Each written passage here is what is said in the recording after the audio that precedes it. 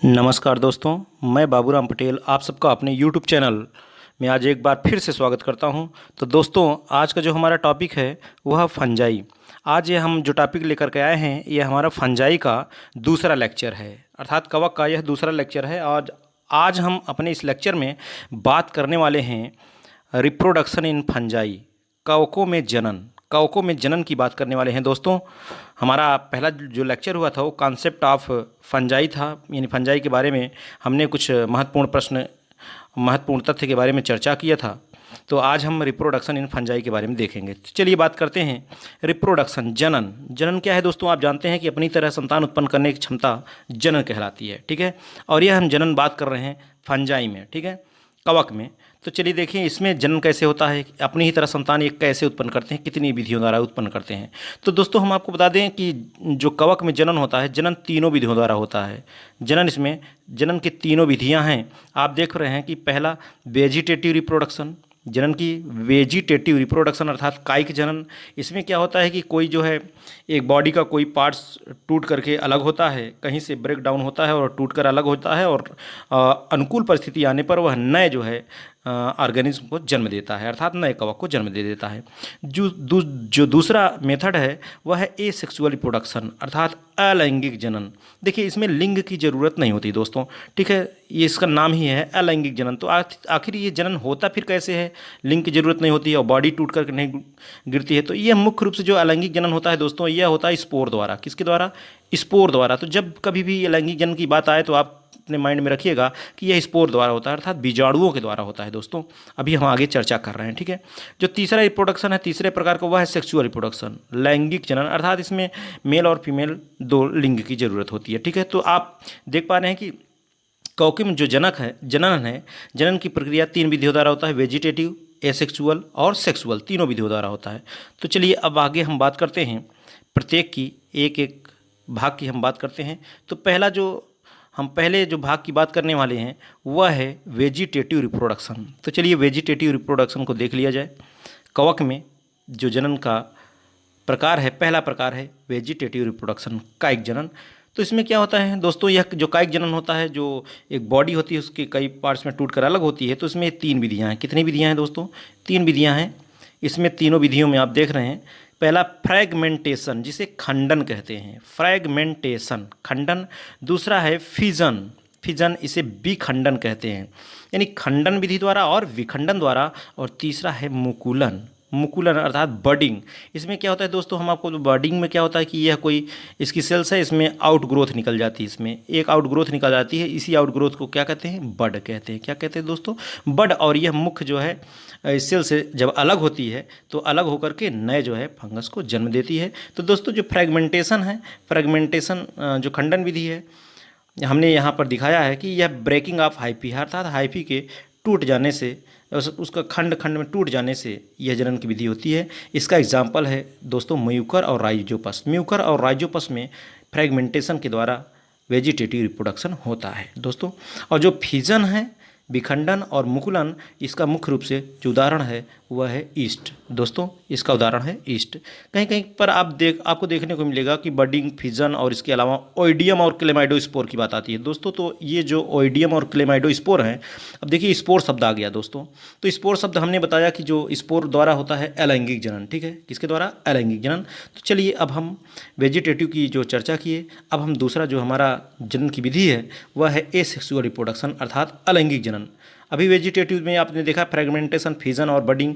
Fragmentation में आपने उदाहरण भी देखा न्यूकर राइजोपस, और फिजन में देखा ईस्ट, और बडिंग में भी एग्जाम्पल है इसका ईस्ट। तो अब एसेक्सुअल रिप्रोडक्शन की हम बात करते हैं दोस्तों। तो चलिए एसेक्सुअल रिप्रोडक्शन की हम बात कर लेते हैं, ठीक है। एसेक्सुअल रिप्रोडक्शन में क्या होता है? तो दोस्तों हम आपको बता दें जो एसेक्सुअल रिप्रोडक्शन है, इसमें देखिए मुख्य रूप से किसके द्वारा होता है? स्पोर फॉर्मेशन के द्वारा होता है, बीजाणु के बनने के द्वारा होता है, ठीक है। अब इसमें जो बीजाणु बनता है यह देखिए दो प्रकार का। कितने प्रकार का दोस्तों? दो प्रकार का। एक कोनिडिया, दूसरा स्पोरेंजियोस्पोर्स। क्या कहलाता है? स्पोरेंजियोस्पोर्स, और पहला है कोनिडिया, ठीक है। जो कोनिडिया होता है यह ओरिजिन में कैसा होता है दोस्तों? एक्सोजीनस स्पोर होता है, अर्थात बॉडी के बाहर ये कोनिडिया का डेवलपमेंट होता है। जैसे आप देख रहे हैं यह संरचना है, जो इसके ऊपर आप देख रहे हैं गोलनुमा संरचनाएं हैं पूरी, कोनिडिया हैं, ये कोनिडिया और कोनिडिया ये गोलनुमा संरचनाएं स्पोर्स जो होती हैं, गोल जो संरचनाएं होती हैं स्पोर्स कहलाती हैं। ये जिस संरचना पर उपस्थित होती है उसे कहते हैं कोनिडियोफोर। ठीक है, क्या कहते हैं दोस्तों? कोनिडियोफोर। तो कोनिडिया ओरिजिन में एक्सोजीनस होता है। ठीक है, इसका एग्जाम्पल है जो कोनिडिया द्वारा एसेक्सुअल रिप्रोडक्शन होता है, इसका एग्जाम्पल है पेनिसिलिन और एस्परजिलस। पेनिसिलिन और एस्परजिलस में एसेक्सुअल रिप्रोडक्शन कोनिडिया द्वारा होता है दोस्तों। अब जो हम बात कर रहे हैं स्पोरेंजियो स्पोर्स की, स्पोरेंजियो स्पोर्स की जो बात कर रहे हैं दोस्तों, यह ओरिजिन में कैसा होता है? इंडोजीनस। कोनिडिया एक्सोजीनस होता है, जबकि स्पोरेंजियो स्पोर्स क्या होता है? इंडोजीनस होता है दोस्तों। और ये स्पोरेंजियो स्पोर्स देखिए दो प्रकार का दोस्तों। कितने प्रकार का? दो प्रकार का, एक जू स्पोर्स और एक प्लानो स्पोर। जब कभी भी जू स्पोर की बात आए दोस्तों तो यह चल बीजाणु होता है। कैसा होता है? चल बीजाणु।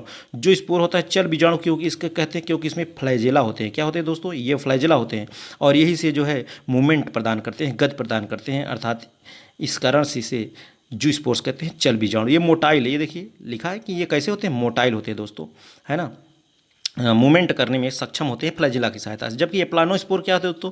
ये नॉन मोटाइल होते हैं। कैसे होते हैं? नॉन मोटाइल, अचल बीजाणु होते हैं। ये एप्लानोस्पोर अचल बीजाणु होते हैं। और यह जो है प्लानोस्पोर द्वारा अलैंगिक जनन जो होता है वह किस में होता है दोस्तों? म्यूकर में और राइजोपस में। किस में? म्यूकर में और राइजोपस में होता है। ठीक है, अब हम बात करने वाले हैं जू स्पोर्स जो होते हैं, चल बीजाणु होते हैं, ये कितने प्रकार की? तो दोस्तों यह दो प्रकार का होता है, एक यूनिफ्लैजिलेट और दूसरा होता है बाईफ्लैजिलेट। कौन से दोस्तों? यूनिफ्लैजिलेट और बाईफ्लैजिलेट। अब यूनिफ्लैजिलेट और बाईफ्लैजिलेट का क्या अर्थ है दोस्तों? हम आपको बता दें, जो यूनिफ्लैजिलेट होता है अर्थात ऐसा स्पोर जिसमें केवल एक फ्लैजिला होता है, यूनि का मतलब एक फ्लैजिला होता है। ठीक है, उसे यूनिफ्लैजिलेट कहते हैं। और ऐसा स्पोर्स जिसमें दो फ्लैजिला होते हैं उसे हम बाईफ्लैजिलेट कहते हैं। ठीक है, ये जो चल बीजाणु होते हैं, किसी में एक फ्लैजिला किसी में दो फ्लैजिला। तो जो एक फ्लैजिला यूनिफ्लैजिलेट होता है इसका एग्जाम्पल है सिनकाइट्रियम, और जो बाईफ्लैजिलेट होता है इसका एग्जाम्पल है दोस्तों पाइथियम सेप्रोलेग्निया। पाइथियम और सेप्रोलेग्निया। चलिए आगे अब हम बात करते हैं, ये तो हमारी दो विधियाँ हो गई, वेजिटेटिव और चलिए दोस्तों अब हम बात करते हैं सेक्सुअल रिप्रोडक्शन के। ठीक है, तो अब हम बात करते हैं, अभी हमने देखा कि एसेक्सुअल और वेजिटेटिव रिप्रोडक्शन फंजाई में, और लेकिन अब हम बात करने वाले हैं सेक्सुअल रिप्रोडक्शन की। ठीक है, तो जो सेक्सुअल रिप्रोडक्शन होता है, यह जो लैंगिक जनन है यह तीन प्रकार की स्पोर द्वारा होता है दोस्तों। ठीक है, जो सेक्सुअल रिप्रोडक्शन है आप देख रहे हैं किसमें यह तीन प्रकार के देखिए स्पोर, एक तो है ऊ स्पोर, यहाँ सामने देख रहे हैं ऊ स्पोर, दूसरा है एस्कोस्पोर और तीसरा है बेसिडियो स्पोर। ऊ स्पोर, एस्कोस्पोर और बेसिडियो स्पोर। दोस्तों जो एस्कोस्पोर होता है यह ओरिजिन में कैसा होता है? इंडोजीनस होता है, और जबकि बेसिडियो स्पोर जो होता है वो होता है एक्सोजीनस। कैसा होता है दोस्तों? एक्सोजीनस, है ना, बॉडी के बाहर बेसिडियो स्पोर बनते हैं, जबकि एस्कोस्पोर जो होते हैं वो इंडोजीनस अर्थात कहाँ बनते हैं? इसको कार्प के अंदर। और यहाँ आप देख रहे हैं जो स्पोर्स है वो स्पोर्स, इसमें हमने आपको ये देखिए बताया दोस्तों कि प्रोड्यूस्ड इन फ्रूटिंग बॉडी, इसका निर्माण कहाँ होता है? फ्रूटिंग बॉडी के अंदर होता है, अर्थात कहाँ? स्पोरेंजियम में। कहाँ? स्पोरेंजियम में होता है दोस्तों। जो इसको स्पोर्स बनते हैं इसको कार्प में होते हैं, और बेसिडियो स्पोर बेसिडियो कार्प में बनते हैं। ठीक है, तो चलिए जो लैंगिक जनन है, लैंगिक जनन की कितनी स्टेप्स हैं दोस्तों? तो लैंगिक जनन की 3 स्टेप्स हैं। पहला प्लाज्मोगैमी, दूसरा कैरियोगैमी और मियोसिस। प्लाज्मोगैमी, कैरियोगैमी और मियोसिस 3 हैं। तो दोस्तों हम आपको बता दें जो प्लाज्मोगैमी है, प्लाज्मोगैमी ये देखिए जो प्लाज्मोगैमी है ये जो है क्या है? प्लाज्मोगैमी क्या है? Fusion of protoplasm, fusion of protoplasm between 2 motile अथवा नॉन मोटाइल गैमेट्स, अर्थात दो जो है गैमेट्स होते हैं इसमें, और उसके प्रोटोप्लाज्म के संयुग्मन द्वारा यह प्लाज्मोगैमी क्रिया, जैसे एक ये है और एक दूसरा गैमीट ये है। ठीक है, एक मेल गैमीट है और दूसरा क्या है दोस्तों? Female gamete. इसके जो प्रोटोप्लाज्म होते हैं ये, इसका जब संयुग्मन होता है प्रोटोप्लाज्म का, इसके साथ जब संयुग्मन होता है तब उसे हम कहते हैं प्लाज्मोगैमी। और कैरियोगैमी दूसरा है दोस्तों, हम आपको बता दें कैरियोगैमी क्या है? जब केंद्रक का फ्यूजन होता है, अर्थात जो दो गैमीट्स हैं, दोनों गैमीट्स में जो केंद्रक उपस्थित होते हैं, दो केंद्रक उपस्थित हैं, इन केंद्रक का जब फ्यूजन होता है तब उसे हम कहते हैं कैरियोगैमी। ठीक है, और मियोसिस अर्धसूत्री विभाजन। आप जानते हैं कि इस जो अगर प्लाज्मोगैमी हुआ, कैरियोगैमी, तो उसमें जब तक डिवीजन नहीं होगा तब तक फिर कैसे आएगा दूसरा डेवलपमेंट कैसे होगा? अदर स्पीसीज़ की। तो यहाँ पर आप देख रहे हैं आप आगे, यहाँ हमने दिखाया भी है कि ये एन दो अगुणित सेल्स हैं। ये दोनों जो है जब आपस में मिलती हैं, पहले प्लाज्मोगैमी मिला, इसके केंद्रक अलग अलग हैं, प्लाज्मा में ही इसके केंद्रक अलग अलग हैं। तो यह अवस्था कहलाती है डाइकैरियन। क्या कहलाती है दोस्तों? डाइकैरियन। तो अर्थात इसमें 2 न्यूक्लियाई होते हैं। एक कोशिका में कितने न्यूक्लियाई होते हैं दोस्तों? 2 न्यूक्लियाई होते हैं। इसे डाइकैरियोफेज भी कहते हैं। क्या कहते हैं दोस्तों? डाइकैरियोफेज। और यह जो होती है डाइकैरियोफेज जो प्रावस्था होती है, हम आपको बता दें डाइकैरियोफेज की जो प्रावस्था है, इसमें डाइकैरियोफेज की प्रावस्था में यह वेरी शॉर्ट टाइम के लिए भी होती है और लॉन्ग टाइम के लिए भी होती है। ठीक है, वेरी शॉर्ट बहुत कम समय के लिए, अल्पकालिक के लिए किस में होता है? फाइकोमास्टीज के सदस्यों में होता है। जबकि लॉन्ग टाइम के लिए यह अवस्था जो बनती है डाइकैरियोफेज, ये किस में होता है? एस्कोमास्टीज और बेसिडियोमास्टीज के सदस्यों में लॉन्ग टाइम के लिए होता है दोस्तों।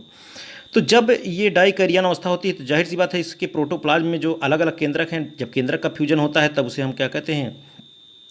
सिनकैरियन कहते हैं दोस्तों। जब इसमें जो न्यूक्लियस है, न्यूक्लियस का जब फ्यूज़न हो जाता है, ठीक है, तो हमने बताया न्यूक्लियस का फ्यूजन कैरियोगैमी भी कहलाता है। ठीक है, तो अब इसमें जब फ्यूज़न हो गया तो इसमें जाहिर सी बात है डिवीज़न होना जरूरी है। तो कौन सा डिवीज़न दोस्तों? मियोसिस डिवीज़न होता है। और एक कोशिका से कितनी कोशिका बनती हैं? 4 कोशिकाएँ बनती हैं। 4 कोशिकाएँ बनती हैं, अर्थात 4 मियोस्पोर्स बनते हैं। और यही मियोस्पोर्स नए फंगल माइसीलियम को प्रोड्यूस करते हैं। और ये जो मियोसिस की क्रिया कहाँ होती है दोस्तों? ये होती है फ्रूटिंग बॉडी में होती है। कहाँ होती है? फ्रूटिंग बॉडी में। तो अब देख लिया जाए टाइप्स ऑफ सेक्सुअल रिप्रोडक्शन। दोस्तों जो टाइप्स ऑफ सेक्सुअल रिप्रोडक्शन की प्रक्रिया है, थोड़ा इसे भी समझ लिया जाए। क्या है types of sexual reproduction? Sexual reproduction कितने प्रकार का होता है देख लिया जाए। तो दोस्तों हम आपको बता दें, देख रहे हैं जो सेक्सुअल रिप्रोडक्शन कितने प्रकार से होता है? 5 विधियों द्वारा होता है सेक्सुअल रिप्रोडक्शन। कितने मेथड्स हैं? 5 मेथड्स हैं सेक्सुअल रिप्रोडक्शन के। पहला मेथड है प्लानोगैमेटिक कपुलेशन। दूसरा है गैमीटेंजियल कॉन्टैक्ट। और तीसरा है गैमीटेंजियल कपुलेशन। और जो चौथा है स्पर्मेटाइजेशन। क्या है दोस्तों? स्पर्मेटाइजेशन। और पांचवा है सोमैटोगैमी। किसके द्वारा? सोमैटोगैमी। तो प्लानोगैमेटिक कपुलेशन इसे कहते हैं चल युग्मकी संयुग्मन। अर्थात इसमें जो युग्मक होते हैं वो मोटाइल्स होते हैं। कैसे होते हैं दोस्तों? वो मोटाइल होते हैं, और मोटाइल मेल भी और फीमेल दोनों युग्मक होते हैं, मोटाइल होते हैं। उनका फ्यूजन कितनी तरीके से होता है? यहाँ देखिए, उनका फ्यूजन 3 प्रकार से होता है। एक तो आइसोगैमी, दूसरा एनाइसोगैमी, तीसरा ऊगैमी। आइसोगैमी, एनाइसोगैमी और ऊगैमी। आइसोगैमी क्या है दोस्तों? आइसोगैमी में क्या होता है? जो गैमीट्स होते हैं मेल और फीमेल दोनों की जो संरचनाएं होती हैं वो समान होती हैं दोस्तों। मार्फोलॉजी में उनके स्ट्रक्चर जो होते हैं क्या होते हैं? वो समान होते हैं। जबकि आंतरिक रूप से आप जानते हैं एक मेल होगा और दूसरा फीमेल होगा। ठीक है, एक मेल होगा और दूसरा फीमेल होगा। ठीक है, मेल स्ट्रेन और फीमेल स्ट्रेन। तो आइसोगैमी में समान प्रकार के गैमीट ये फ्यूज़ कर गए, तो इसे हम कहते हैं आइसोगैमी। इसका एग्जाम्पल है सिनकाइट्रियम। क्या है दोस्तों? सिनकाइट्रियम। और जो एनाइसोगैमी है, एनाइसोगैमी में क्या होता है? ये दोनों असमान होंगे गैमीट्स। एक जो होता है लार्ज होता है और दूसरा क्या होता है? स्मॉल होता है। ठीक है, एक बड़ा होता है एक छोटा होता है। और यहाँ इसका जो फ्यूजन हुआ, जो आगे जो जाइगोट बनता है 2n हो जाता है। ठीक है, तो इसका जो एग्जाम्पल है वह है एलोमाइसिस। क्या है? एलोमाइसिस। और जो ऊगैमी होता है, इसकी खास विशेषता ये है दोस्तों कि एक जो है नॉन मोटाइल होता है, दूसरा मोटाइल होता है। एक नॉन मोटाइल अचल होता है और दूसरा चल होता है। ठीक है, इसका एग्जाम्पल है सैप्रोलेग्निया और मोनोब्लिफेरिस। ठीक है, अब यहाँ दूसरे में जो मेथड है उसकी बात करते हैं। जो दूसरा मेथड है वह है गैमीटेंजियल कॉन्टैक्ट। गैमीटेंजियल कॉन्टैक्ट किसे कहते हैं दोस्तों? युग्मकधानी संपर्क। अर्थात जो गैमीटेंजियल होता है उसका संपर्क होता है यहाँ पर। और यह कैसे संपर्क होता है दोस्तों? हम आपको बता दें, ये एक युग्मकधानी ये है, एक युग्मकधानी ये है, और इसमें एक दूसरे से ये बिल्कुल संपर्क में, अर्थात इसका कपुलेशन नहीं बल्कि एक ट्यूब द्वारा ऐसा इसका क्या हो जाता है? कांटेक्ट हो जाता है। एक दूसरे का मटेरियल जो है एक दूसरे में ट्रांसफ़र हो जाता है इस तरीके से। और ये किस में होता है दोस्तों? इसका एग्जाम्पल है एल्ब्यूगो। कौन सा? एल्ब्यूगो। ठीक है, अब जो थर्ड मेथड है वह है गैमीटेंजियल कपुलेशन। क्या है दोस्तों? गैमीटेंजियल कपुलेशन। और इसमें हमने बताया कि इसमें जो है बिल्कुल ये वाल जो होती है, देखिए एक गमीटिया हो गया, एक गमीटिया, इसकी वाल जो है बीच में रेप्चर हो जाती है, न गल जाती है और एक दूसरे से मिल जाते हैं, ठीक है।